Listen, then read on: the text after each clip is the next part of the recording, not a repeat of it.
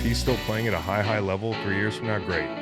Everybody's happy in New England, but I think for the Eagles, it's the time to get out from under this thing. And do I think it's them choosing the quarterback over A.J. Brown or, the quarterback driving this decision? No, I think they're planning for the future. So I sent Duke Tobin a text, and I'm like, hey, was just going through this process, like, man, you're not going to find anybody like Dexter Lawrence with the 10th pick. I think it was really, this long thing. And literally once I hit send, I was like, what am I doing? Like, he doesn't care what I think about this crap. Several hours later, he hit me with the thumbs up. No! Fellas, it's draft week. Oh. Some teams are going to get better. Some worse. That's true. They'll make the wrong pick. Yeah, that's right. They'll be pot committed. Mm-hmm. You know what I'm saying? I feel you. Yeah. What about the G-Men? We can't wait to talk to Daniel Jeremiah about what the G-Men did over the weekend. What's the word that you said to yourself when you read the headline? Sick. You said sick. Yeah. Yeah, it's sick. Dope. One, I just You're a like. Giants fan, by the way. Macon's a Giants fan. I like teams making moves. Yeah. That's fun. Mm-hmm. Really valuable draft capital in the top 10 for a really good player. If I may, all right. So Sexy Dexy is approaching 30. Yeah. Coming off an injury in a down year. I want to go one step further, and this is not revisionist history. When everybody was saying how he was like the best player on the team, I was looking at that a little sideways, Chris. You knew first. I was like, yeah, he's good, but he's not Aaron Donald. Okay, but he's fallen on top of the pile a lot. It's like saying Jimmy Butler's not Michael Jordan. Sure. Respectfully. Yeah. He was running into some of those accusing numbers. him on JOP, jumping on the pile. A little bit. I think he was pretty dominant in his heyday. Really I still good player. think he has dominant football left in him, but I think we talked about this like a week or two ago. It's a deal you have to make if somebody's going to send you the 10th overall pick. Yeah. Yeah. And for Cincy, it's a deal you have to make too because you haven't drafted anybody in 15 years. Correct. I mean, other than the quarterback but on defensive linemen, they're not going to find a Dexter Lawrence in the draft, and the window is right now, so they had to do it. Really fun trade. Can't wait to see how the Giants screw up the draft pick part of it. It's going to be interesting. We'll talk to Daniel Jeremiah about that. Daniel Jeremiah, one of my favorite people to have on the show, and he's going to be on TV all weekend, NFL Network. Daniel Jeremiah, what's his middle name? First Corinthians? Daniel Jeremiah, what's his middle name? Deuteronomy? They're biblical names. I got it. Yeah. Unbelievable. But, all right. I think it is Deuteronomy. We'll look it up. Yeah. Electric conversation with DJ. What if it's Ecclesiastes? Or something like that? See? Yeah. That's funny. Where were the last when I said it? Middle name They James. were. Tanner laughed. James. Another biblical Holy name. shit. Yeah. Oh, literally. Yeah. Oh, good for him. Blessed and highly favored. Yeah. And great at his job. So we will have him on shortly. We don't need DJ to talk about this. This is one of the headlines of the week. She don't want no puppy. She want a big dog. Eagles talk. And it centers around, surprise, surprise, A.J. Brown. Developing news, Adam Schefter. Eagles remain open to trading A.J. Brown. The Patriots remain highly interested in acquiring the star receiver, and conversations are expected to resume shortly on or before June 1, likely culminating in a deal per league sources. As one source said about the Patriots' pursuit of Brown, they'll definitely be engaging then. A trade to New England is now considered likely. This trade was always going to fucking happen, and my take is no duh. Post June 1. That's a good take. No, I mean, we knew this was happening after June 1st. And the reason it's happening after June 1st is because there are three options here. The way it looks right now is You could, one, trade him this year post June 1, which is the one that I've been a proponent of. I'll tell you why in a second. 2, you could cut him next year pre June 1. 3, you could cut next year designated post June 1. The first option, $16 million in dead cap, $7 million in cap savings. The second option, $31 million in dead cap, no cap savings. You're actually 8-5 in the red against the cap, and then 2027 post June 1, 15-5 in dead cap, $7 million in savings. So I do think this makes the most sense financially, and it makes the most sense from a football standpoint for me too, because I just think at some point you're gonna want to move on, and I think this is the time where you're going to be able to get the most for him. Not only do you have the healthiest, youngest version of A.J. Brown that will ever exist again. I mean, he's going to be 30 soon. But you also have a team that has a quarterback that just took him to the Super Bowl with, respectfully, not a lot outside. And they think he's very good, and it is his rookie deal. And his old ball coach, A.J. Brown's, is the head coach of that football team. Let's do the deal. I mean, I think they could push this one through. I know it's we're gonna have to wait over a month to make it official, but I do think this is going to happen. And for the Patriots, it makes a lot of sense. I think Jalen Hurts is one of the best deep ball throwers of the football in the game. We've seen it with A.J. Brown time and time again, where A.J., who's a great deep threat outside the numbers, not all he does, but he does that very well. He doesn't even have to move his fucking hands half the time. Well, you're going to go to another prolific deep ball thrower in New England, in Drake May. He's practically a jugs machine, and he's going to throw to guys like Romeo Doubs, and we're forgetting about people like Pop Douglas, who's going to get kind of lost in the shuffle. But most importantly, A.J. Brown, another deep target. You add Romeo Doubs, you add A.J. Brown. These are two guys who can go up and get the ball outside the numbers. They have size, and they can both catch in cuts. And I look at these two guys and I say, they're going to unlock a lot of ceiling when it comes to this New England offense. For Eagles fans, you're going to be like, this guy's had 1,000 yards 4 years straight. It's been he's been probably the most important part of the passing game. So why get rid of him? I'm not saying, I think he's got 1 or 2 really borderline dominant years left, depending on how healthy he is and the play he has around him. I just think it's getting close, and because of everything I just outlined earlier, like there is a universe where he stays too long and then you can't get much for him relative to what you can get now for him. And obviously when you talk about like the options relative to the cap, like this is the time. And I said this last year, I saw little things in his game. Obviously, like people fixated on the effort or the stuff behind the scenes with not getting along, quote unquote, with the quarterback, which I think is probably overblown. But I'm not in the building.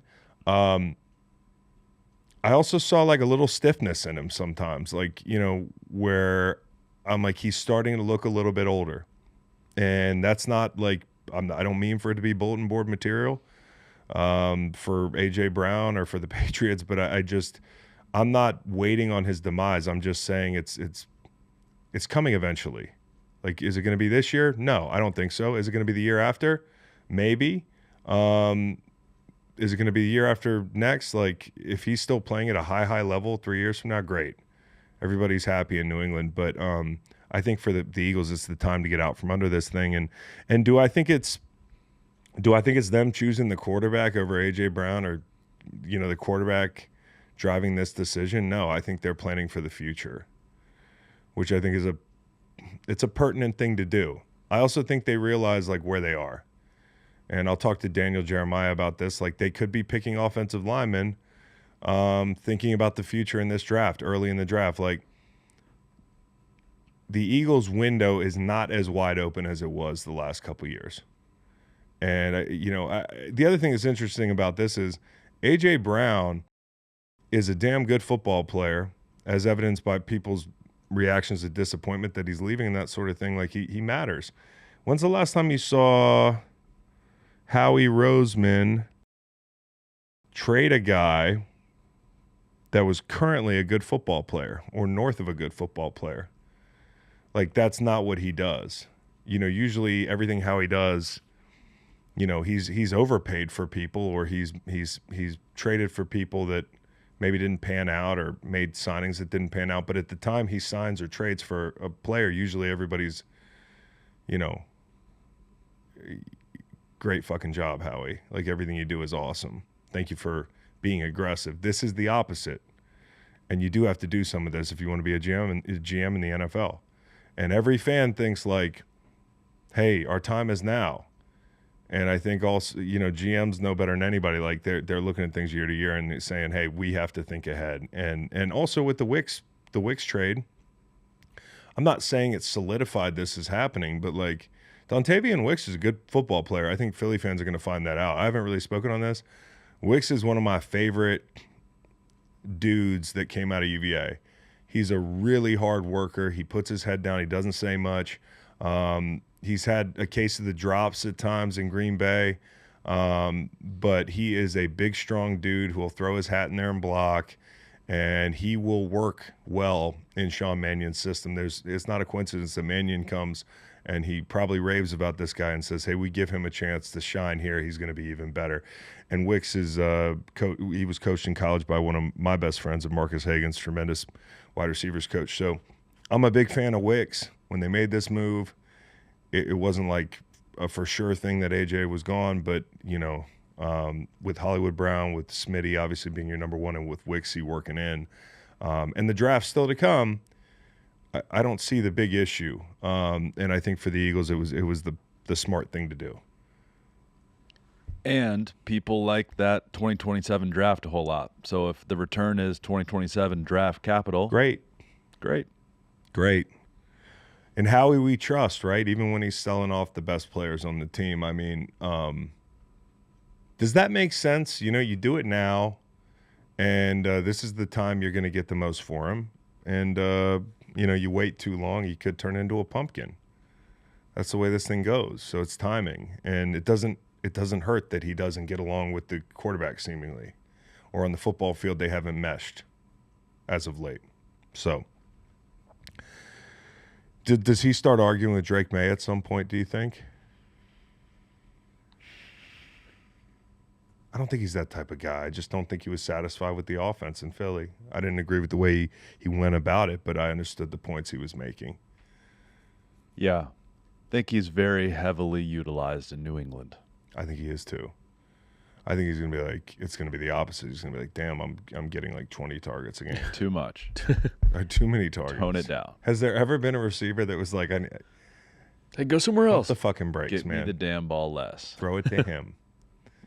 So yeah, AJ Brown, probably going to be a Pat. There is a chance though that some other teams get involved, because it's kind of telegraphed now, and I wonder what the market is for AJ Brown. What do you think the return's going to be? What do you think the return's going to be? Do you think it's a 1? No. I don't think it's a 1 either. But it's a low 1. You don't think the rumor is that Howie's been asking for a 1, 2027 or 2028 Not going to happen. at least. You don't think so? No. I don't know for sure, but just keep in mind, if you're saying no way, it is a low 1. Yeah.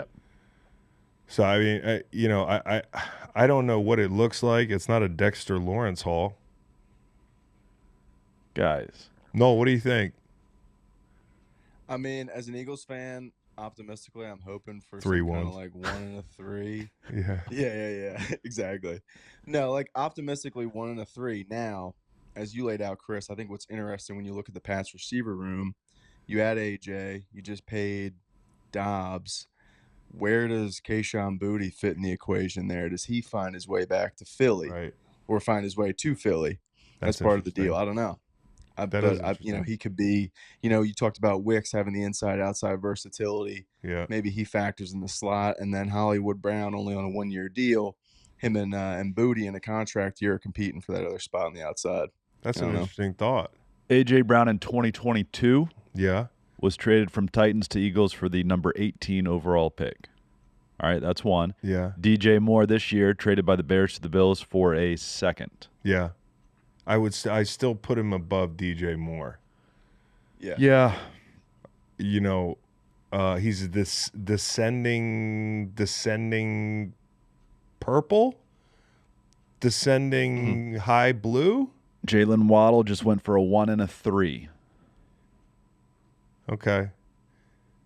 Waddle went for a one. Well, Nolan, the colors you guys used to color us, you make us colors upstairs, Yeah. you motherfuckers. You just reduce us to colors.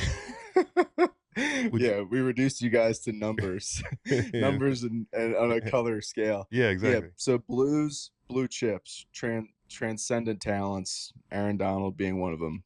Talked about earlier. Then you get into your reds. You got a range in the reds. Those are your win because of players. You got high level reds, low level reds. Low level guys are like your quality starters, you say, and then you get into the purple range, which So is he's high. players you can win with. To me, he's descending high purple or high red, descending high red. Yep.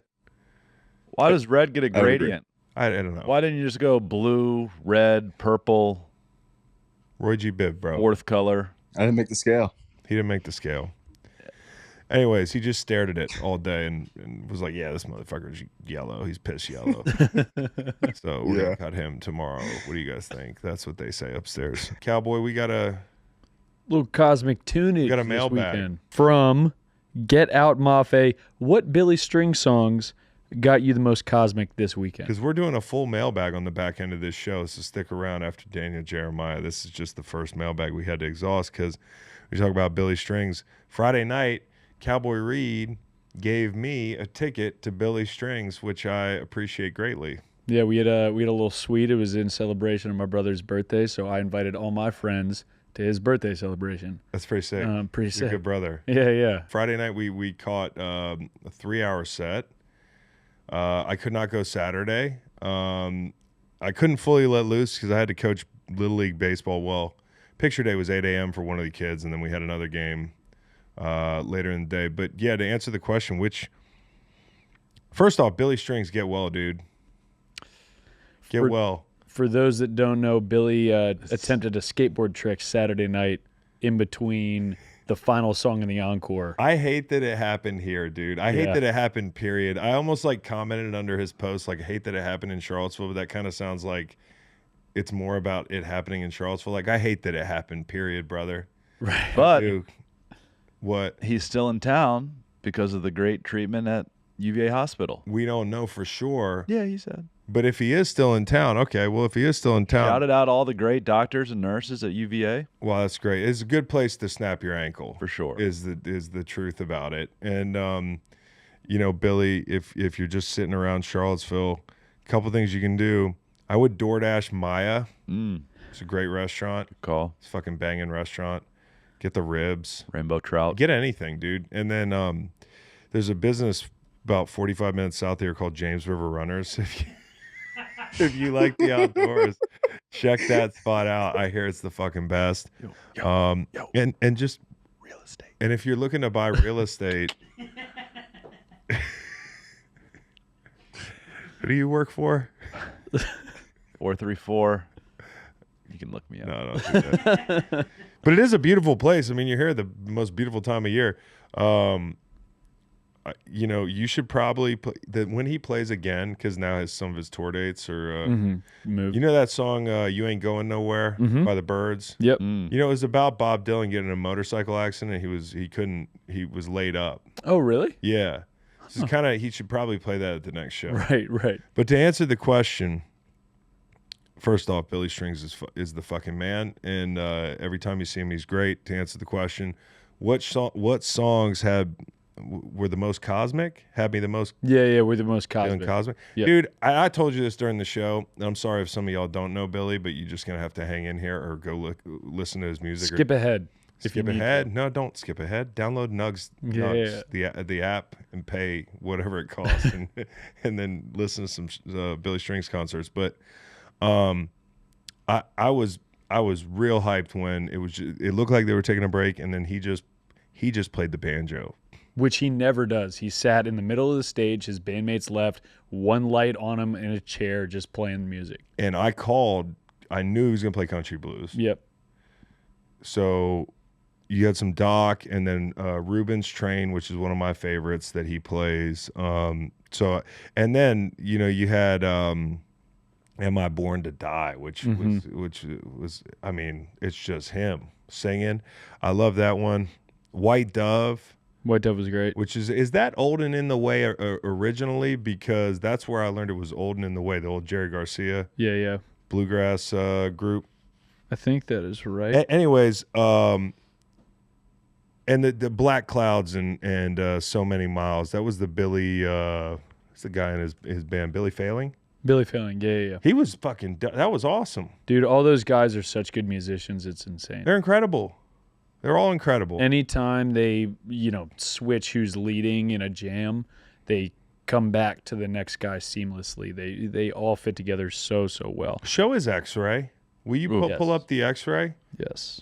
I mean, he really did a number on his shit, dude. Oh, and pull up all the screws that are in there. This wasn't like a hairline fracture. This was like, because it started as a rumor in the group text that people were on like the police scanner and said that like there was an artist who broke their leg. Yep. And everybody was like, oh shit, was it Billy Strings? Like he was supposed to come out for the encore. I didn't make it back Saturday night because I promised the kids that I go camping. Good dad. Well, great dad, considering the show was going on. And but the nice thing is I had the nugs lined up. As soon as it dropped, I'm grilling hot dogs in the field. Kids are swimming in the inflatable pool, and I got Friday night show on nugs. Yeah. So it was awesome. That's a nasty break right there.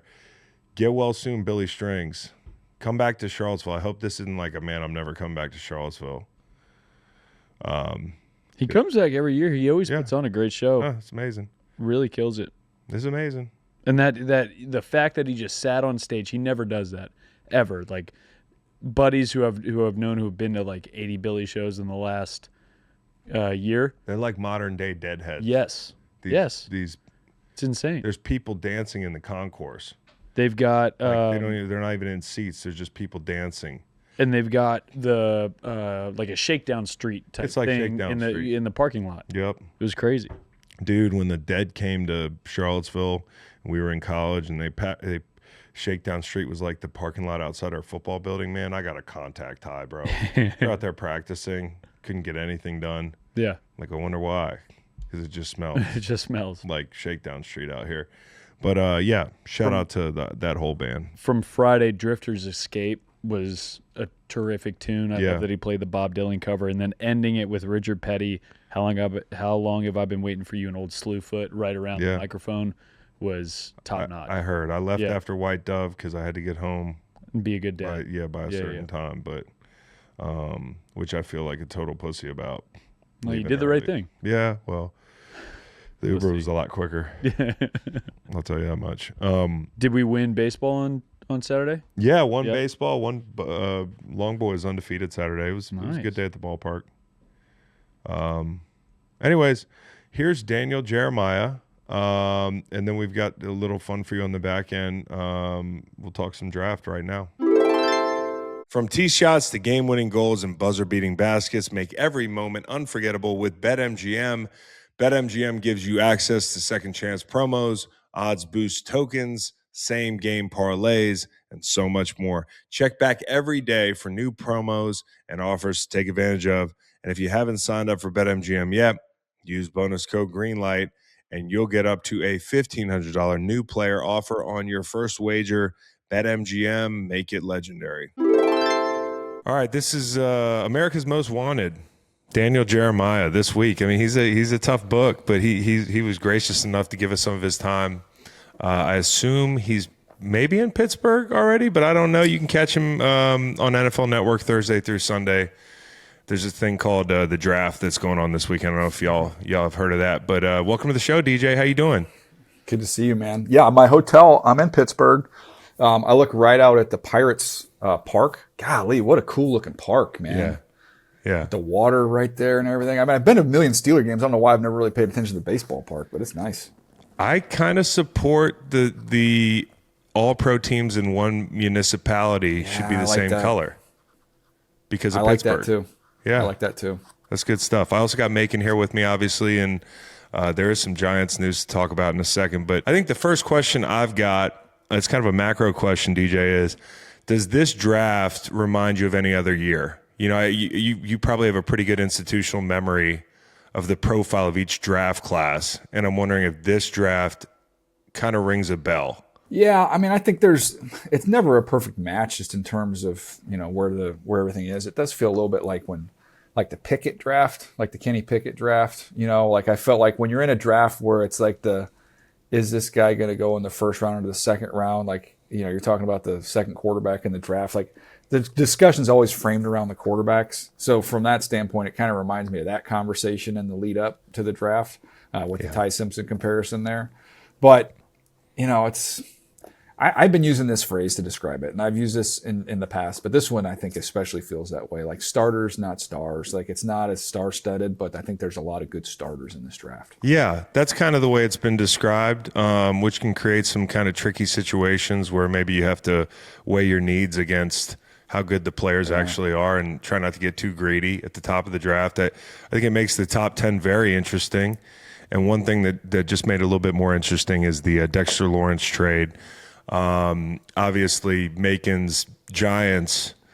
I think they had to make this trade, DJ. I mean, we were talking about it leading up. I was like, hey, if somebody wants to send real capital over, I kind of feel like it's what you have to do. And I think for Cincinnati, a team who has not drafted well, especially on the defensive line, the last decade, it's closer to a surefire thing.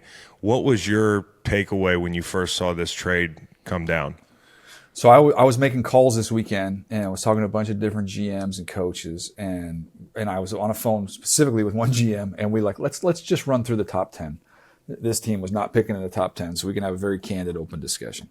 So we're going through what teams need and who's there, and we're kind of ripping through it. And then, you know, it's kind of this subplot of Jermod McCoy's knee, and some teams are really, you know, concerned there. So we'll see what happens with him. But if you take him out of that mix of that top 10 to 12 players, so we going through everything, and then we had Mansur Delane, I think, going to the Chiefs. So we get to the Bengals at 10, and we're like, okay, you know, they want to go defense. You know, they need to do it for Burrow. They feel good about their young edges, even though, you know, they got Stewart they picked in the first round last year. In free agency, they brought in Amafe. So they've got those two guys. They like the future with those two guys going forward. And so it was DT and corner. Well, the corner, there's now one corner instead of two, and he's gone. There's no DTs. Right. So you're sitting there. We got to do something to help Joe Burrow. We need a defensive player at these two positions. We literally on the phone. We're like, the Bengals are kind of screwed. Like with the way this has fallen, literally within 1 hour, that trade goes down.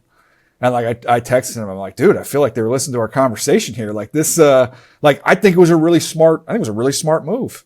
I do. And then this is where, like you were being kind and saying like that, like I'm the most wanted person this week because this is like the draft and this is what I do. But this is like a classic case of like you got to remind yourself like how unimportant you are. So I'm so excited about this trade, dude. And I'm like, this is fun. Like it kind of we need a little fun. So I send Duke Tobin a text and I'm like, hey, was just going through this process. Like, man, you're not going to find anybody like Dexter Lawrence with the 10th pick. Like, I think it was really this long thing. And literally once I hit send, I was like, what am I doing? Like, he doesn't care what I think about this crap. He might. So then literally, no. So this was the confirmation. Several hours later, he hit me with the thumbs up. No. There's nothing worse than a thumbs up. Oh, but I deserved a thumbs up, dude. That was deserving of a thumbs up. Like, who doesn't care? Who cares what I think about that stuff? But I had just gone through the exercise, dude, and I'm like, that makes all the sense in the world. Of course they did this. We had a buddy who claimed he was friends with the head coach, and this is a calendar year ago, who texted the head coach before the season and told him to draft Cam Ward in the next draft, which is That's a ballsy kind of move. Which insinuates that you're going to be there in the top three. Oh, you're going to hit the worst team in the league. He tells this story. This media member will go unnamed, but he was like, "Man, fuck, I really messed that up at 2 a.m. I drunk texted a coach and told him, hey, you got to take Cam Ward next year,' which is basically to say, hey, you guys are going to suck." But But I do think I agree with you, DJ. It's a good move for the Bengals. They have not drafted well. Mafe, yeah, I think people look at his stats last year and they say, oh, it's an overpay, but like he has the ability to go get double digits for them. Yeah. And the only thing is Stewart did not show me a lot last year. And He didn't do anything last year, but you're pot committed. I mean, you took him in the pot first committed. round. I just thought technique. I hope somebody is working with him on his technique because, yeah, the gifts are there, but like from a hand usage standpoint, he was so far from where he needed to be. Further evidence that they don't do a great job in the draft, at least up front. And so this Dexter Lawrence move is a no-brainer. Macon, did you like getting the 10th pick as a Giants fan? The draft is my favorite thing in the world, so the answer is yes. I've done 36 mock draft simulators with the 5th and the 10th. There's nothing more fun. I'm curious, though. Daniel, you talk about Ozzie Newsome saying a lot, especially in the first round, hit doubles off the wall. Yeah. At 5 and 10, who would be, you're the GM, you're Joe Shane, who are the two most surefire hits? Because I know there's talk of maybe Jordan Tyson at 10, and reasonable minds can disagree on Jordan Tyson. Are there just Sonny Styles, Caleb Downs? Who would it be for you? You just gave me my 5th and 10th picks. Nice. I would take Styles at 5, and I would take Downs at 10. And I think there's the decent shot that he's there with Downs at 10. But the sense that I get of what they're going to do is I think of those two spots, they really want to come away with a receiver. And it sounds like Tyson's their guy that they want to come away with. So he's polarizing just because the talent is all there. Then everybody kind of agrees. I feel like the draft process, not to get on a soapbox, but I feel so much of it is we're all saying the same things. And then like there's this disagreement. It's like, no. You love him. I acknowledge the ability, but I have the reservations about some of the play strength and then the durability. And then you're talking about you love the ability, but you have some of those. I'm like, we're saying the exact same thing. It's just where do you value, like where are you comfortable taking him with those things? Do it's kind of like the risk assessment. How risk averse are you? Yeah. Yeah. Where are you at in your thought process there? But I think we see the same things. I don't think we're seeing anything different there. But I was told that Styles was not going to be their guy at 5, but I'm just looking at it going like, man, it's your first pick. You get a new coach. It's such like this is what we're about. Like the guy's like the elite wiring. Plus I get the rare traits to go along with that. I'm going to park him right in the middle of the field. Like it's a leadership position. Like, man, that checks a lot of boxes there. And Harbaugh's kind of used to having one of those guys. And I think, you talk about how important the middle of the defense is in today's NFL. We kind of went away from the off-ball linebacker value thing. But I would argue it's right up there. We don't count it as a premier position the way you count edge and offensive tackle and that sort of thing. But in today's NFL, I think it's really important to win the middle of the field. I do. And I think when you look at the athletic quarterbacks, that can be an eraser. We see so much, RPO stuff has trickled up to the NFL. So now all of a sudden, like you're playing Washington and they want to run Jaden Daniels out to the perimeter. Well, Styles can go run him down laterally. You want to RPO him? Well, now you got a freaking pterodactyl back there. You got to navigate and throw around. Like I think it's even more valuable today than it was 10 years ago. So, is there any chance the Giants kind of do the Love thing and load their backfield up, because that's been kind of talked about as well?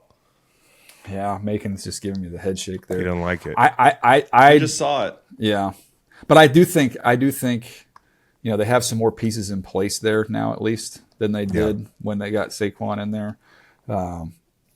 So, I mean, I definitely think that's going to be part of their calculus if he's there, and I think that would be more of a Harbaugh thing than maybe a Joe Shane thing.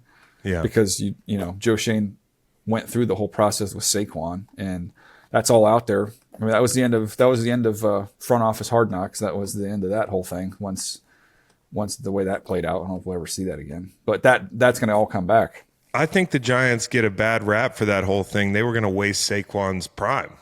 Yeah. At least they sent him on his way and he got a chance to win. I don't know. The kicker of it, though, the kicker of the whole thing was just that one line of, as long as he doesn't go to the Eagles. Yeah, and they should have left that out, man. That's tough. Well, this is actually a topical question because I think the Giants have a chance to be a lot better pretty quickly if the quarterback is the guy. And I wonder what teams in this draft have the best chance, maybe middling or south of middling teams from 25 have the best chance of flipping the deal in one draft. And does Miami factor into that conversation? They seem to have a long way to go, but they got a ton of picks. And I actually, like, before the Waddle trade, I was looking at their offense and I was like, man, they're a couple players away. You know, they've got 2 damn good offensive linemen, a premier running back. They had a premier wide receiver. But the point remains, they got a ton of picks. Who do you count as a team that could make a big jump? And is Miami one of those teams? Yeah, I think Miami's got a chance to just be, first of all, they're going to be completely different. I mean, there's just been a lot of exodus, and they've got 7 top 100 picks. So they're going to be playing a lot of good, young players. I put them more on the, like, remember last year, Cleveland, all those rookies played great. They all played great. And I think you're going to feel that more in the overall win total, maybe in year 2 and in year 3.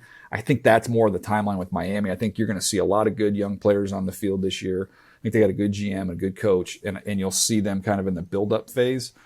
The team that, nobody wants to talk, everybody gets sick of talking about them, but like the team with the most opportunity is Dallas. Yeah. They're sitting there. It's picked two picks there, 12 and 20. You've got the quarterback in place. They've got a lot of the key things there. You need to fix the defense. You just need to add some pieces in there where they are. If they say, like, look, we're going to come away with this thing, and they could go one edge rusher, one secondary player, or they could just go, Christian Parker's coming in here. He's got a background in the secondary. Like, we're going to take DBs at 12 and 20, a corner and safety, and like we're going to turn the secondary around in 1 year. Like, I think they could make drastic improvement on that defense. Are they as big a trade-up candidate as people have talked about? I haven't heard that, dude. Yeah. I haven't heard it, but doesn't mean it's not going to happen. But just the people that I've talked to, I haven't heard that, and it's kind of not really been their style as of late. Yeah. They haven't been that super aggressive. Like they, the Parsons trade, and then you get the Quinnen trade, but this hasn't been a big swing move up team. Who are the teams that could move up early in this draft? And somebody floated the Chiefs. The Chiefs to me are so interesting because they're never here picking in the top 10. It's like, okay, you're up. What are you going to do? Let's see how the other half lives. What do you think of a team moving up in the top 10? I think of the 2 teams. You mentioned the Chiefs, and then I'll throw the Rams in there, of teams that don't really belong up there. Mm-hmm. I've talked to Howie about that before. I think it was the like when they took, what year was it? I'm trying to remember going back, but it was Carter, because you're like, okay, there's a little bit of a risk here, but like we're never up here. Like, let's take a big swing on like a uber talented player. Like, we're never going to get a chance to draft this type of a player. So take your swing. Well, that's why I'm like with the Rams. If somehow Jeremiah Love started drifting a little bit, and you're Les Snead, you're like, well, hold up now. Like, I had the Gurley era and the Stafford era, and guess what we're getting ready to do? We're getting ready to marry the 2 of them together. That would not shock me at all. Like, when are they ever going to get an opportunity to get a player of that caliber up that high in the draft? I mean, they've drafted unbelievably well. They've got they've got all these guys, but to get like this guy who's regarded as the best player or the second best player in the draft, like, you get an opportunity, you take your swing. He's not afraid to take risks. Well, drafting well makes it all the more, it's all the more reason to move up. You draft well. And people have mocked like the Lemon wide receiver at 13, which is great and everything. But if Love is like a generational talent, and I think for them, they're in a unique spot where it's like 3-4 years from now, be damned, we're trying to win another Super Bowl and Matt Stafford's window's small. Yeah. They're this close, and those years are going away. So that's one. Those are the 2 teams to me of like they could have the guts to go ahead and do something big. What do you think the Chiefs do? Because obviously you see kind of a little mini exodus of guys in the secondary there. I think they could use edge rush. I think they use pass rush. Obviously, it hasn't looked great as of late. Watching their tape up front, like, although I think the Galati kid could develop into a nice player. Like, I'm not saying the cupboard's bare, but what do you think they need to do? The Chiefs at 9 or whether they trade up? Yeah, to me, when you look at their overall picks here, 9, 29, 40, those are the 3. So really, I look at it almost as like 3 top 40 picks, 3 first-round type picks. The 2 of the 3, one's a pass rusher, one's a corner, and just a matter of where you want to situate them within your 3 picks.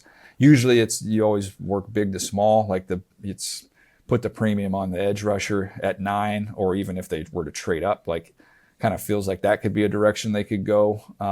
And then I think there's going to still be, I believe there's still going to be really good corner options at 29 and at 40 if they waited on that. There's edge rusher guys too, but I do think it's a different class. Like if you can get one of those top premier edge rushers, I think you have to do it. Do you think Bain is being undervalued a little bit? I'm watching the way people are mocking him, and it just seems like unanimous that Bailey or Reese are going to be the first edges off the board. And I put edges in quotes because I don't know what Arvell Reese is at the next level. Like, should I be seeing something that I'm not? Like, I worry about the variability of the outcome there. I think Bailey's a good player, good football player, respect his instincts a lot. There's just something about Bain that I think could be really differentiating. Is he kind of getting docked for the T-Rex arms a little too much? Yeah, I'm going to turn that around to you and ask you, but that's why I've been going Bailey. Not only just the information, I have Bailey over Reese. Yeah. I think I'm in the minority on that one, but I have him over, and I had the Jets taking him just because of certainty. Like I'm picking up there in the top 5. I want some certainty of what exactly I'm getting here. Yeah, I see all the upside in the athleticism with Reese, but it's still, you're not going to take him as an off the ball player. He's a good player, but he's not worth the second pick. You're taking him at the second pick because of what you're dreaming he can become as an edge rusher. Right. And it's still a work in progress there of what you get. My question, I was talking to a D-line coach about this, and I know, and I've talked to other people that feel differently. What about like the main thing that was presented to me was he's going to be able to leverage guys, going to be able to power guys. This coach thought the escape stuff bothered him. Like he wasn't going to be able to escape. So what's your take on if that? he gets into guys? Yeah. There's always that possibility. You have to get real good at reducing, surface area. You have to be a one-arm bull rush kind of guy, a lot of counters. Listen, a lot of people, and it might be a lazy comp them to Brandon Graham. I talked about that last week with Nate Tyson. I think if he's Brandon Graham, you'd be very happy with a Brandon Graham in the middle of the first round any given year, right? However, if you're going to take him in the top 5, maybe you'd say that was a reach. But I still think like the class that you're looking at, and that's why I look at a team like Kansas City, and I'm like, if Bain's falling, you need a good win right now guy outside. I think you look at the totality of what you have in the class and you make a gut decision. I don't know how you feel about saying, hey, this class isn't great. It's a lot of good players, not great players, so we're just not going to take swings at rushers in the top 10. But I see Bain and the ankle flexion. I'm not usually a bag work guy, but I watched him work the bags. A couple guys that I played with, like older guys in the NFL, sent me videos of Ruben Bain on the bags, and they were like, whoa. He just looks the part. So maybe I'm falling for it, but the fluidity coupled with the leverage, I just think there are some outliers, man. And this class, I don't know if you noticed this, but there's a lot of guys with very imperfect measurables. There's not a lot of clean players. Yeah. So it's There just tough. is. I'm not sure what the answer is. I don't envy guys that coming in this draft that absolutely need an edge.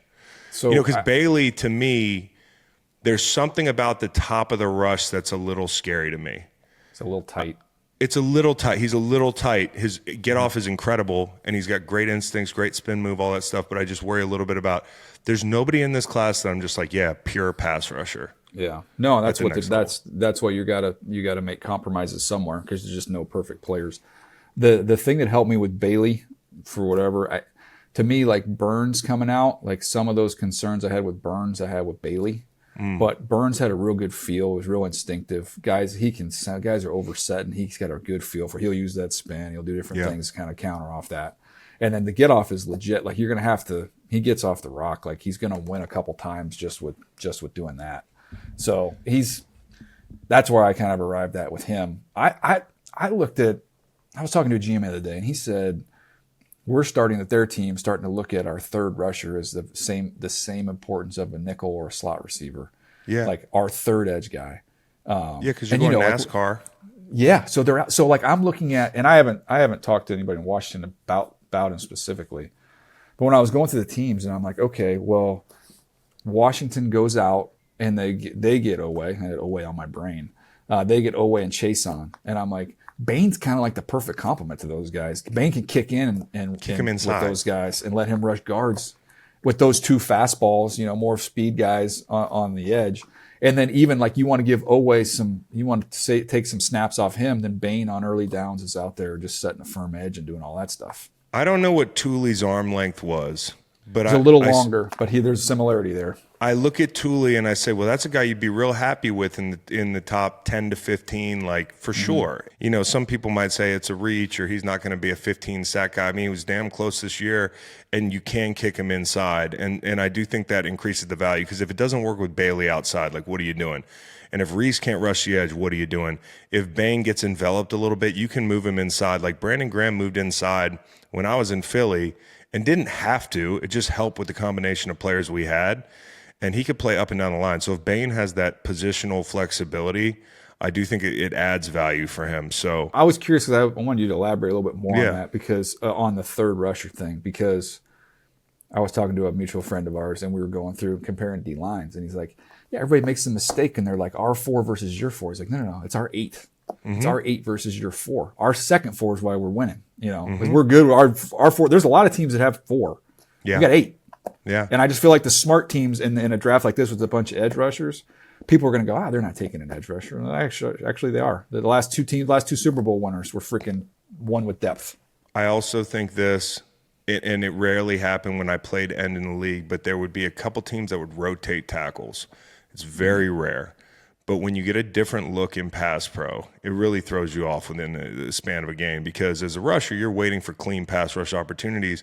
You only get, team might throw the ball 30 times, but how many of those are clean dropbacks? Not quick game, not RPOs, not boots, not play action. There might be 10. There might be 8 to 10. So if all of a sudden, like it's 5 minutes between, rep 1 and rep 2, and all of a sudden now rep 2 is a different guy with a different set.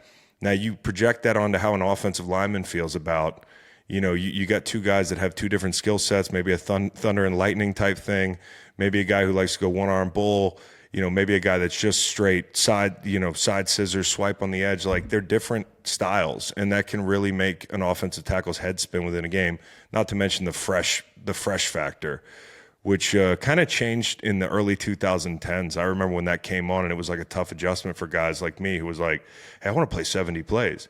There's only a couple left. Like Max Crosby's like a dinosaur in that, right? And obviously we covered that a lot with that trade going up in smoke and his kind of rep count through the first 6 years of his career, or whatever it was. So it's an interesting deal. I share a lot of the same worries with Reese, but he's an incredible athlete. And the way he was described by James Laurinaitis, his linebacker coach, was like, dude, he's just the biggest freak on the planet. So I've kind of been watching him a little bit. Speaking of dinosaurs in college football getting so much older, a guy like Mesidor, who's at the top of that second tier of edge guys, but just turned 25 years old. Are there some teams saying we don't care about what he looks like in 10 years? We care about what he looks like right now? Yeah, I was looking it up the other day. I was just speaking of Thule. He's 2 years older than Thule. Thule's like eligible for an extension with the Chargers, and he's 2 years younger than Mesidor. Like that's crazy. But everybody always, it comes up in the conversation, but I haven't had one GM tell me, but like, so we pushed him down. Like the contract, everybody's like the second contract. I'm like, you know what the contract teams are worried about? Their own. Like this guy gives me 5 good years on the first contract. That's a great pick, man. We'll take that at this point in time. So I don't think they're as concerned about it as maybe 10, 15 years ago. It was more of a factor. Look, if I've got the same grade on a player and one's 20 and one's 25, I'm taking a 20-year-old, obviously. But you're not gonna take a lesser player because he's younger.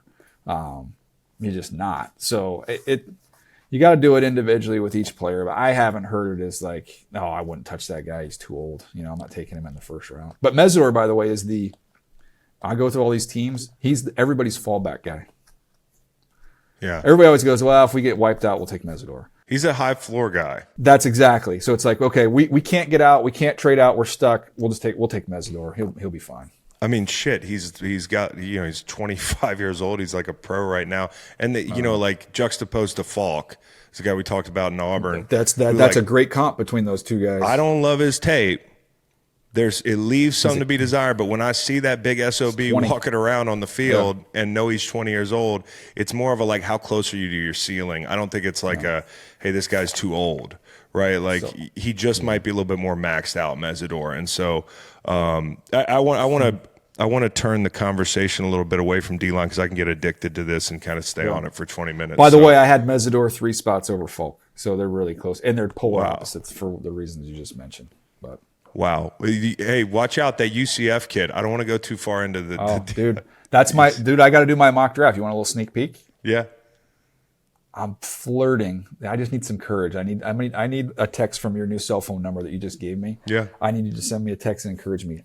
I'm this close to putting him at 20 to the Cowboys. Put him up high, dude, because I'm just telling you, if you're looking for upside, he has as much upside as any rusher in the draft. I'm not saying his fucking tape's great, like top to bottom, but when you look at him in space finishing, the running people down on the line of scrimmage, which is a bigger deal than people make it, as a guy who wasn't that fast on the backside, like that's a big deal. There's a lot of cleanup plays out there, but the top of the rush, the hoop for him, I like him. 20 to the Cowboys. Take it to the bank, dude. Take it to the bank. Take it to the bank, dude. If the Eagles go O-line, does that tell you something about their state of mind right now? You know, because O-line to me, although it wasn't great last year, I think edge rusher and safety is a little bit more emergent in the first round, but maybe you think differently. Like if they pick in the first round, they do successor plan for Lane or for Landon or whoever it is. Yeah. Does that say something about who you think they are this year, if that makes sense? I get the feeling that it's offense and offensive line. Got it. They've drafted so much defense over the last few years. Their defense is stacked with all these guys. First of all, all those guys are going to kind of be coming up, so you're going to end up paying, a bunch of those dudes. But they've given Vic, so much. And then now you look on the offensive line. Lane's older. Dickerson's health. I think it's a Howie thing to do to get a year ahead of it. And then if one of those guys is not available at times next year, you play this dude. But really, this is about next year. It's like with Jahad Campbell last year. Like he's a great player. He's going to be a really good player. I think he can play. He's going to be a great player. But they didn't need him last year. But it was like, that's why the Eagles have been so successful. Like they're projecting out of where the pockets are, and they're filling them before they even pop up. And Nakobe Dean gets paid and goes to the Raiders, and it doesn't even matter because this dude's going to be awesome. I think Jahad will be better. Yeah, he's got more in his body. Yeah, and anyway, I don't want to go too deep into the Nakobe Dean analysis, but I think Jahad, the same thing. I'm watching him play last year. I'm like, this kid's really good. Why isn't he on the field yet? It's just kind of like, it's just kind of the deal. They think a year ahead, and maybe that is what they do up front. Is there somebody you like as a fit for them? I think that they really like Proctor from Alabama, who's big and just super athletic. Freeling matches that timeline. Freeling from Georgia is not ready yet. Like he's got a little bit of a project, but he's a physical freak. He's 6'7". He's 320 pounds. He's probably the best overall athlete of all those guys. And so if you believe in, and obviously it's a little different now because Stout's not the O-line coach, but they believe in how they develop linemen. So if you want to take a guy who has probably the most in his body and you don't need him to like start day one, I could see Monroe Freeling being a good match. And he went to Georgia, so he can join all his teammates. Well, and the other one went to Alabama. It's 6 of one, half dozen of the other. Yeah, no question. Sticking in the NFC, and I think this team is an elite NFC team. I know they won a lot of close games last year, but I think the Bears are going to be really good. They got work to do offensively, but I know defense is a big deal for them. Like I thought they maximized their talent last year on defense. I didn't think they had a ton of talent up front. And so edge rusher, we kind of talked about that, but corner and the little mini exodus they had in their secondary. Safeties could they be a trade-up candidate at 25, and what do you think they target? Well, I think with edge rusher and corner, they're still going to be staring at some good players where they are, if they want to go in that direction. Where they, what their comfort level is with the tackle position going forward. I think they're okay there. So I don't really see them trading up. That would surprise me if they did. Somebody would have But to plummet. they're another team where I can make a case for Malachi Lawrence, like kind of matching what they do. Plus, they're going to be playing with the lead a lot. Yeah, So let's just kick this dude out and let him go. no question. And then staying in that division, the Packers, they lost a lot. I think the Packers quietly lost as much as anybody. I mean, and they don't have their first round picks the next couple of years. So you look at them having their work cut out for them. I know they got some comp picks back. If you're the Packers GM, what's your kind of general game plan? What order are you attacking this thing?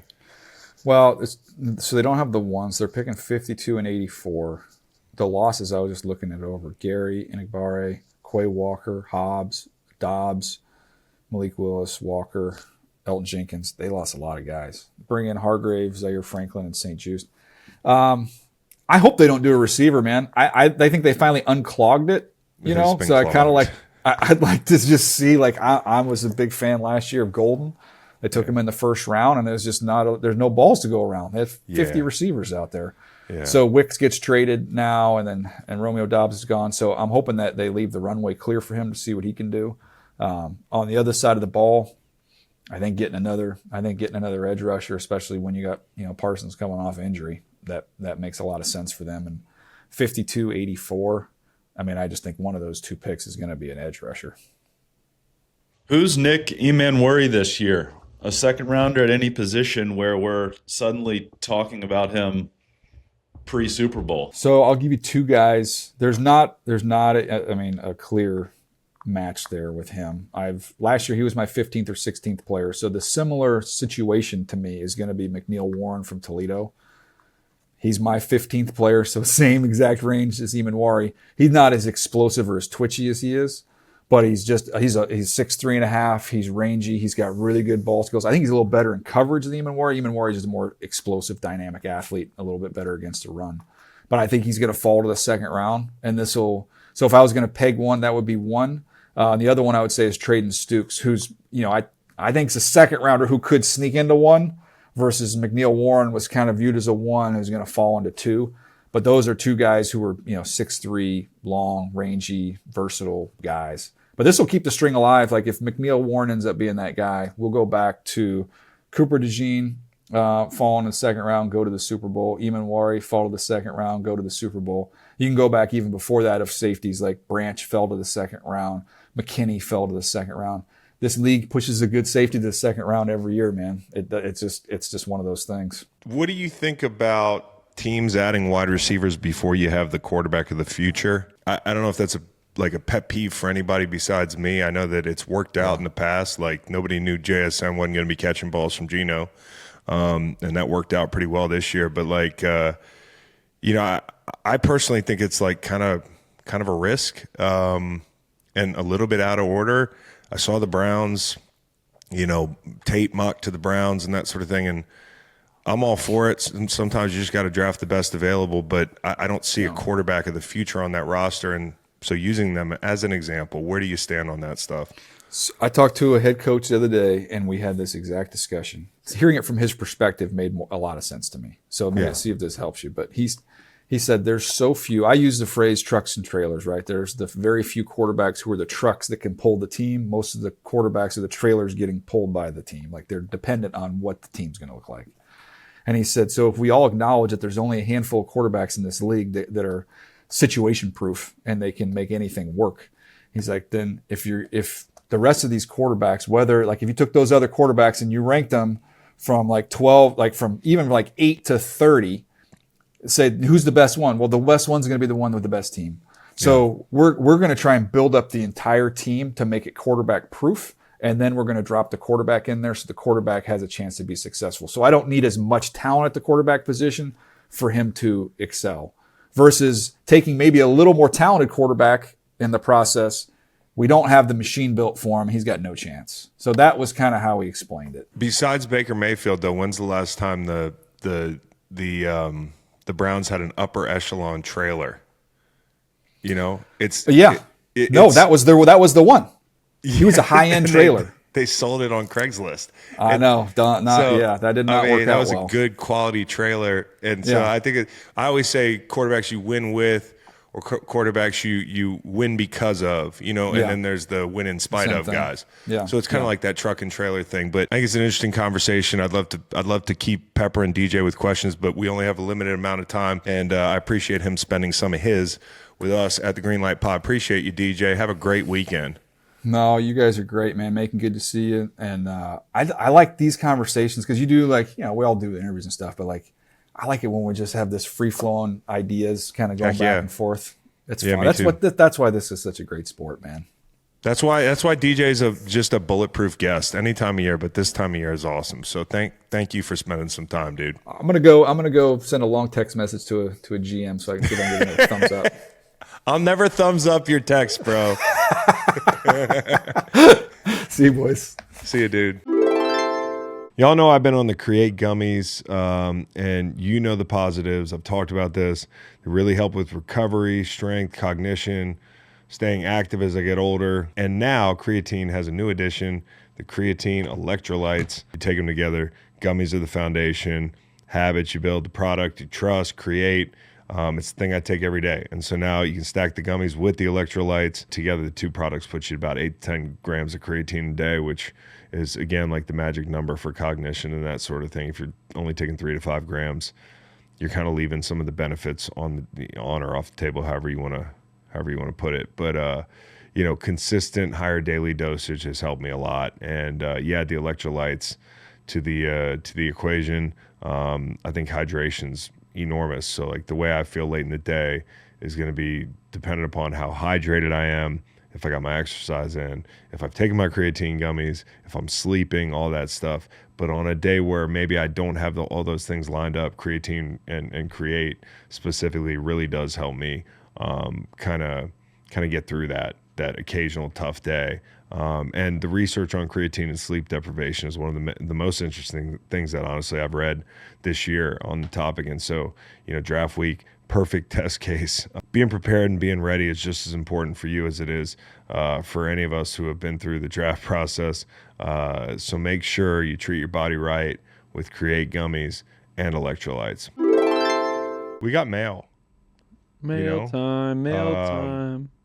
I promised that we would answer some of your questions. So here comes Mailbag. Thanks, everyone, for sending them in. First question from Sam in L.A. You can tell they're fucking rusty. Yeah, a little rusty, but we'll get there. Yeah. What are your thoughts on the new uniforms for the Commanders, Rams, and Ravens? And did uniforms peak in the 90s? Should the NFL as a whole go back to that era of uniforms?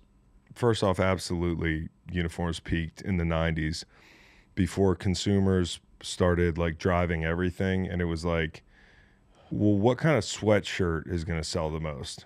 Let's narrow the color palette down a little bit. The bluification, the navification of American sports. What year do you think that was about? When everything got kind of boring. Broncos switched over late 90s. Yeah. I think it was around the turn of the century. The Rams changed, the Bucks changed. What is pewter? Yeah. Yep. My wife just bought a pewter car, dude. No way. I was like, what? Pewter? Wow. Send it back. But yeah, she did. She bought a Kia. Kia Ligma? Nope. Real talk, bought a Kia. This fucking Kia's nice, dude. Fucking Kia. So everybody knows my wife drives a pewter Kia, dude. But it's nice though. Kids love it. A lot of cool features. Which uniform are you looking at first? So I got the Rams up right now. They put out a little hype video. Yeah, a little less hype videos from these teams, a little more just show us some good pictures of the uniforms. That's right. Look, I don't know what I saw. what the Rams did. It's the same uniform. No, come on now. Well, let me see a picture of the uniform. It's moving too fast. Okay, there we go. It's excellent what they did. It's excellent. They removed the gradient. Okay. They removed the name tag, which honestly I didn't hate. They made the shoulder sleeve horns better. Can you pull up a This is- before? I can. This is old. They're definitely better. Way They're definitely better. The gradient was bad. Gradient didn't work out. I still don't love the numbers, but they're a major improvement while looking like the exact same team. Excellent. Here was the name tag. Did we lose Bone? Good question. That's R.I.P. Yeah, Bone. yeah, they got rid of Bone. That's Oh. too bad. Oh, Damn. It's rough. That's too bad. Gone too soon. Well, I think their fans hated it. You know, that's cr- Yeah. Well, respectfully, Yeah. who gives a fuck? Yeah, I You're think it was watching the a- games anyways. It was a record thing. What about the people that like I don't know. that are just watching that don't have to watch Rams games? Yeah. I may have preferred more bone, boner.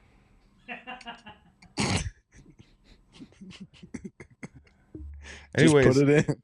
I think I think they fucked up with the Bone thing, but they do look better. They look better. Does this mean no midnight blue? I like the midnight blues. I think that's still there. The Midnight Blues. I think. Oh, that's the still there. Midnight Blues they wore late. Was that like a rivalry one? I don't know. Yeah, I I think- kind of dumped on them, and then I dumped on them, and we told Byron Young that Yeah. we thought they were cheeks, and then I got to L.A. to, see the game or whatever, and they had one made for me. They were like, "We heard you think these are dog shit." I was like, "Yeah, they are, but I'll take the jersey. That's fucking cool. It's fucking cool." Yeah, dude, like rip the Band-Aid off, go full, throwbacks. This would be like, to answer your question, obviously it's better, but is it like Greatest Show on Turf good? You often refer to them as the Jack Youngbloods. The Jack Youngbloods. It's not Jack Youngbloods. It's not the Merlin Olsons either. These Got a lot of feelings here. you do. I do. Now we're talking about the Ravens. The terrific I love good video. It's a video game screen. improvement of the number font cannot be overstated. I love the iridescent. You familiar with this? Iridescence? Yeah, it's like it's not a color. That's like the outline of the number. It looks great. I think. do think it looks good. I don't like the collar. I don't like the feathers around the collar. A for effort, I guess, trying something new. Understand that the state crest is like a part of the deal, but like it doesn't have to be. Amen. You don't have to do it. And also, I understand we're looking at one graphic here. Do we have to see like all the alternates that they're going to wear? God, it's 2 overwhelming. years. It's over- really fucking overwhelming, dude. While we're here, why don't we rank them? Hold on, go up real quick. What's your favorite There's combo? literally 14. If you play uniforms for here. the fucking Ravens, what's Gotta your be- favorite combo? All blacks, right? Nah, dude, because that helmet is weird. No. That's a matte helmet, my man. It's Yeah. sick. It's got red eyes on the. Pimp, I kind of like this black, purple, white. Get up. I kind of like purple And pants that, like, Not gonna black, lie, I purple, like white purple is like pants a classic, yeah. with high white socks, purple pants, purple helmet. I reckon it is. Yeah. Anyways, yeah, it's cool. Improvement. Agree. Improvement. Yeah, collar. The collar. This is This is Commanders. On to the Commanders. okay. The Commanders. So this is their primary. It's really about White the uniform. alternate logo I'm excited about. What? Yeah, the one with the spear through the fucking W. Okay. All right. Okay. All right. What I'm really excited about is the Super Bowl era unis. That's an A+. That's an A. I mean, the All Blacks look incredible. That's the All Blacks. I haven't seen these.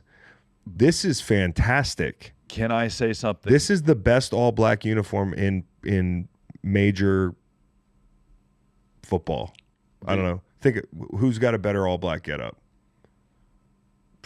NFL? Definitely not nobody in the NFL. I'm sorry, Eagles. Love the Eagles. Love the uniforms. All Black is sick, but this is May I say something seriously? Yeah. What is the spear? What does the spear connote? So the spear is a nod to the obvious The early commanders. history, the early commanders, dude. All right, you hear what I'm saying a little bit? No, I hear you. But it's a part of the deal. I think they should have changed their name to like the Braves or something and been more respectful about it. I'm just saying we're doing the thing again. We're not doing the thing. I We're think doing the they're thing. they're claiming it's like gladiator type. They don't have to claim it's gladiator, dude. The Kansas City Chiefs, here's what the Chiefs cannot do. This whole job. thing. Don't do this whole thing. The Chiefs is a cool fucking name for a team. It's a cool mascot. Cool thing to call your bro too, Chief. Yeah, Chief. Yeah. Am I on an island like not liking, or liking the nod? I don't know. It's not a nod. I don't think of it as a nod. I just think of like Sounds like you kind of think of it as a nod. I do. I mean, Florida State.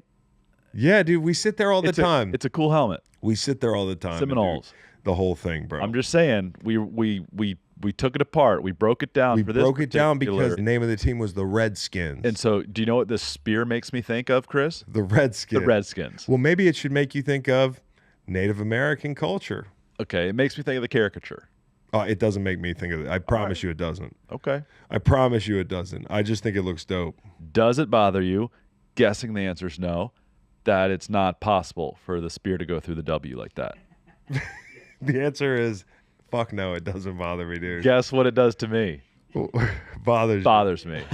Yep. It bothers you too back there? Yeah. Really? Yeah, it was the first. I mean, I immediately went into a full spiral, being like, because there's such an easy way to fix it too. Well, you don't need it. Number one, this uniform is great. Take the W off. Yeah. Yeah, that's what I mean- thought we were getting. Take the WI, okay. Okay. I was thinking for all uniforms, their main helmets were going to be burgundy. So let me ask you something. Am I total boomer mode on this thing? Like just being okay with a spear? No, Like people love this. Okay. Yeah, yeah. Because I'm like, This will be the logo next year, the official one. and by the way, dudes will go out of their way to be like, to call this team the Redskins. Like, and I'm like, oh, cool protest, bro. Like, okay. But that was the right thing to do, was to change the name, in my opinion. And I'm okay with it. I'm fine with it. I'm not one of these people that was like, oh, don't change the name. Like, Right. Raise hail. I do think, You know what that makes me think of? Raisdale. Redskins. okay. I do think the spear is cool. It's not cool. Yeah. But you're thinking about the Redskins. I'm thinking about it. Yeah. I'm thinking about it. Maybe it's OCD. The highlight for me is Maybe you're having an OCD thing. the primary unis look great. They look awesome. That's what they should look like. That's what they should look like, but I have a hot take. Like, the W is not dope without the spear. I don't like the W. I'm with you there. Better W. Fix your W. The W with two colors in the black uniform looks a lot better than the W there on that otherwise beautiful uniform. A lot of fans I were agree. calling for a white outline. They said that would fix The W does need Why's it got to white. be white? or black outline. Okay, no. Why's it got to be the outline? Why can't it be the main color?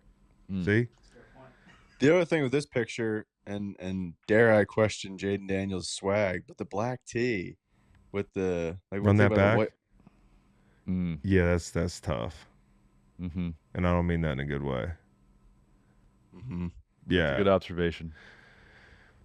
It's an improvement. Teams are starting to understand, like, we can't just throw the same bullshit out there. Do you know what I'm really struggling with? What? Is those Titans joints, which from 30,000 feet look good. Roll them. I really don't like the guitar strings on the sleeve. Yeah, dude, like, we get it. It's Try like harder. It's like the Ravens thing. I mean, again, When you try to, and we also, on the side of the helmet, there's a small drunk woman to a nod to the bachelorette parties. It's like, what the fuck, dude? Like, we get it. We know where the team's from. they're so close right there.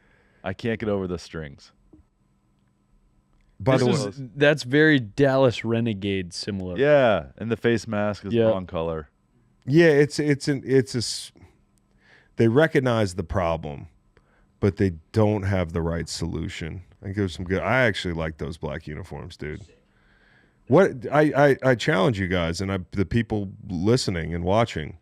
We got a couple of the Panthers. No way, Jose. We got the Eagles. No way, Jose. We got the Lions. The Cardinals are a couple. I think the Eagles are number 2. a lot of people liked the new Ravens ones, but I liked I think the old Ravens all blacks were pretty fucking good, but they don't have them anymore. I'm gonna tell you who's all black get-ups don't work that well is the Saints. They need to Correct. Yeah. up the ante a little bit on that thing. I'm just saying, somebody, y'all let me know what's better than what I just saw, because what I just saw is great. From John in New York, he's been a fan of the podcast a long time.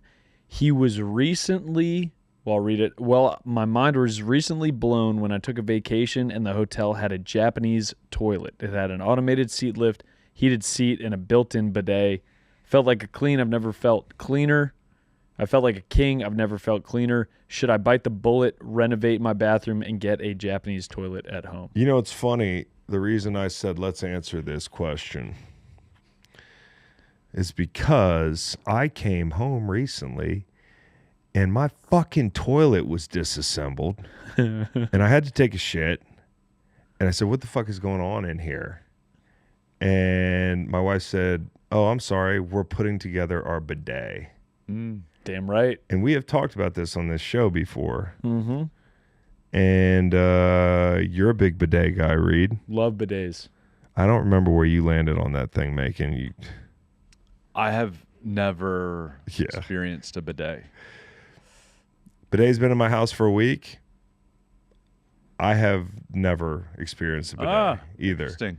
It's like a silent protest. I'm not doing it. Yeah. It makes noises. Like, it's kind of like unsettling. You sit down to kind of get down to business and it's like making little noises like it senses you and shit. Say you swear. I swear, dude. Not one squirt.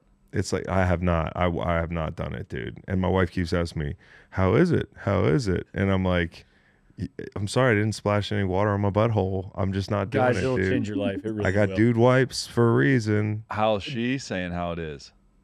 I really didn't. I didn't even want to give her the satisfaction of asking. You know? Asking. Exactly, dude.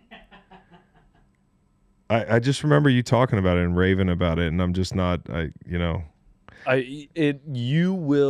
do it once and you'll be like, man, those dude wipes are so caveman-esque. So what about my wet butthole? Dude, you think wet, Yeah. it does not get that wet. And then How do you dry your ass? You use like one You dry your ass with a towel, but you can just get done shitting in the shower, dude. I guess the problem is I just don't you think your ass is gonna be like I'm sitting on a fire hose. yeah, bro. no, it's not that. Like I can hear it. It's like, what? what is it? Why is it warming up? Like, why does it need to warm up when I sit down? Like, now I do like the heated seat thing, but why does it need to when I sit down? It goes. Comfort. It goes. It's getting ready Taking for pictures, dude. Yeah, dude, it might be fucking taking pictures. Taking pictures. That's film developing.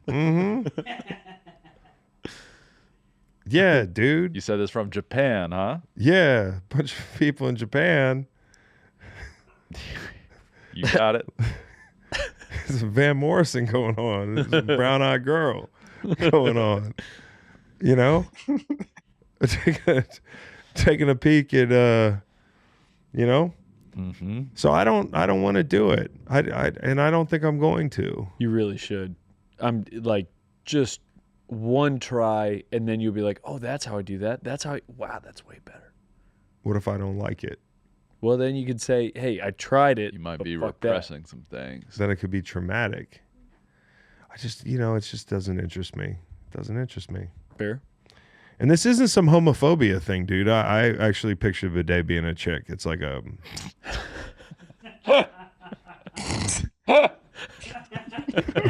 Serious, dude. Like, because I kind of feel like it's going to get ready to, like, talk to me one day. You know what I mean? Like, it's doing so much stuff down there. It's like a fucking robot. It's like, hello. Do you know what? Why aren't you using me? In, like, Morgan Freeman's voice. You know? I picture Bidet being a dude. You do? Yeah. Well, I was covering my ass on that one, so, but yeah, I picture it being like Siri. Oh no. You Yeah, I know? see a dude. We had a half marathon in Beijing. I just Videos wanted to show you how much of you guys humans see this racing against robots. footage. Have you seen this footage? Wow, look at him go. You seen this footage, Macon? No. What? Why? Look at this shit. Because this is just Asia showing off, dude. This is China just showing off. They're like, you guys are struggling with a lot over there. Look at Idiot. China's like, why not, dude? Why not? That's crazy. Look at this fucking thing, dude. Getting out there, dude. Like The people holding up their phones, Tyreek Hill out there, holding bro. up their robots to record a robot. This one's a little bit slower. Those aren't that arm movement though. Yeah, dude. There's some incredible footage of this stuff. Why do we care about this at all? Because eventually when you jaywalk or say something bad about the president, one of these fucking things is going to be chasing you with a total recall gun, Got dude. it. Okay. That's why it matters. Fair. Like if they Robots just getting carried off. look, this one's funny. I think this is AI, dude. Look at the way this thing. Oh no. That's AI, dude. You know, it's also pretty it's pretty dystopian that we're watching this and it could be real, and at the same time it might not be real. Well, it's not real. Well, I understand that, but what I'm saying is that could be an AI video, and we're having to contend with, like, is that a real robot running a marathon? Half marathon. It was a half marathon. Okay, yeah. Well, Talk to me when you guys do No. a full 26, dude. You guys can't do a full 26? right. I mean, if we're on the chopping block here, we need to be accurate. They don't have it in them to do a 26.2. You just, Can't even affix the sticker on the back of their Kia Sorento. dude, I mean, Pewter. unbelievable. Yeah. Unbelievable that we're looking at this right now. And if they stopped at marathons, it'd be okay. But they're not going to stop at marathons. And I've been saying this for years now. You know what I heard? In our lifetimes, for fairly common surgeries, they're going to be robots performing the surgeries. There's going to be an assembly line of patients who have been prepped for surgery, and the robots just knock out the surgeries. It's kind of what we're doing now. Robots are doing a lot. I have a friend that works in that business. Was, not orthopedic, but like a spine surgery thing. Robots are doing a lot. Yeah. Humans are just kind of here right now to babysit the robots. How terrified would you be of going into surgery with a robot as your surgeon? Would you be terrified, or would you feel like you're in good hands? Yeah, I guess I'd be scared. Yeah. Once you splash water on my butthole, I'll just you could just open up my C-spine, dude. No problem. No problem. We've already crossed that threshold. This is from Henrock on Instagram. Will the Birds trade anyone else? In alluding to the potential. I don't know if they'll trade anybody else, but here's somebody I want them to trade for. You know who I'm gonna say, and I actually we've talked about it, I think, in this show. And I'm not the only person that said it. Jonathan Grenard. I saw Mina Kimes talking about that today. And there were rumors a couple weeks ago about, a Grenard trade, and I think it would be the right thing to do. I think Grenard's a good player, dude. He's fun to watch. People would love his style of play in Philly. Make it happen, Howie. And he had I know his sack numbers were lower this past season, but he still had a 23-25% pressure rate. Dude, up there. That's the thing about him. He gets pressure. He's not gonna die on a lot of rushes. He's not gonna just get blocked. Need more of that. So, anyways, Good against the run too. Yeah, all around player. He can handle Fangio's scheme. He just went through the whole B flow thing. He's a ball player. So Good guy too. This is from Ryan Merweed. Should Aaron Rodgers come back and play Yeah. for the Steelers? Yeah, dude. Yeah, I think so. we talked about it with our guest on Thursday. I forgot to ask Daniel Jeremiah about that, dude. Daniel Jeremiah. Daniel I should have asked him. Jeremiah. No. Okay. But here's the deal, dude. What was the should Aaron Rodgers play? Fuck yeah, he should play, dude. Guy's throwing seeds out there. He just can't move, but he's throwing fucking seeds. And the Steelers could be good. And McCarthy is coaching the Steelers. Mm-hmm. Now the problem is Aaron Rodgers is not going to tell them anything by the draft, and so they're going to draft a quarterback at some point, and then he might get mad. Yeah, of course he's going to get mad. He's probably doing this so that he can get mad. Yeah, dude. well, exactly. They don't trust me. Yeah. No, I want him to play. I want him to play for the Steelers next year. Right now, if he doesn't come back, they've got Mason Rudolph and Will Howard in their QB room. Yikes. Obama, I'm in fear for my life from a government inside job. Boom, boom, boom, boom. Achilles put an end to my running, being chased by a woke mob. Boom, boom, boom, boom. Obama, I can hear planes are flying. I saw the towers fall. Boom, boom, boom, boom. Hangman is coming down from the gallows and he works for the cabal. Wow! The jab is up, fake news is out, they finally found me. Whoever I said did Pizzagate, Epstein, I'm not counting. CDC should go away. I saw some chemtrails today, third most wanted man. One day I'll actually use that on this show. Oh. All season that had been alluded to. I'm so glad. I wrote That's that never last seen year. the light of day? No. It had Oh, come been on. highly alluded to. It might be too good, dude. Then I'm gonna here's the problem. Then Weird Al Yankovic is gonna hit me up. He's gonna be like, dude, like you're a prodigy. Like we gotta cut an album. And I'm gonna be like, bro, fuck. And then like Roger's gonna be like, that was kind of tight. I have to go on Pat's show. I mean, that wasn't a political statement at No. all. It just, you know. Put it in the show. Put it in. Okay. Put it in the show. All right, I'll put it in the show. And I'm not implying that he said something about 9/11. I don't even remember what he said. He did, but I don't remember what it was. I just, you know. What did he say about 9/11? No, we're good. We're good. We're good. Just fire that fucking pigskin.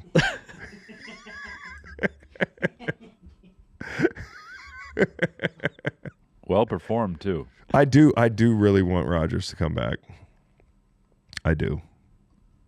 The fucking guy's unbelievable. I know you guys don't like him so much anymore. I can tell. You don't want him to come back. You don't think he's good anymore. I want him to come back. Hey, man, give Will Howard a shot, you know? No, don't give Will Howard a shot.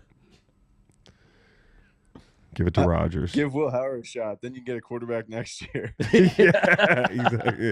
Fuck, so Will Howard Take sitting him there to like, top what 10. the fuck? What did I do to anybody? To be fair, I've never seen him play. Yeah, right. Okay. Jimmy G's allegedly retiring. Maybe, you know, the Steelers can talk him into heading up north, and he can back up Will Howard. Nah, Jimmy G. Too many Italian women in Pittsburgh. He'd need a police escort home every night. Let that man go fuck chicks in peace, dude. He's like, I'm too good looking for the NFL, dude. That shit's. Talk about a hot piece of ass. I thought that's what we were saying. No, I didn't. Yeah. Yeah, Jimmy G. Chicks love Jimmy G. It's honestly disgusting. Honestly disgusting. When my wife was like, "What's Jimmy G like?" I was like, "Yeah, he's a murderer." Yeah.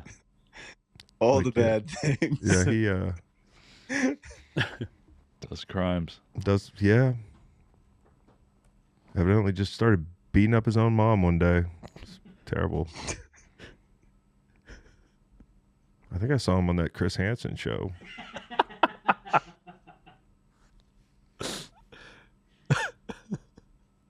Terrible guy. That's what sucks. So he's a good guy, dude. He's like a fucking good guy, dude. Jimmy G's the man. Saw him when I got when I went to LA to see the Rams. He shook my hand, and I was like, man, I better wash this fucking hand, dude. I was out there hooking up. Dedicate this show to Jimmy G. What's the G stand for? Good dick? Okay. We're done.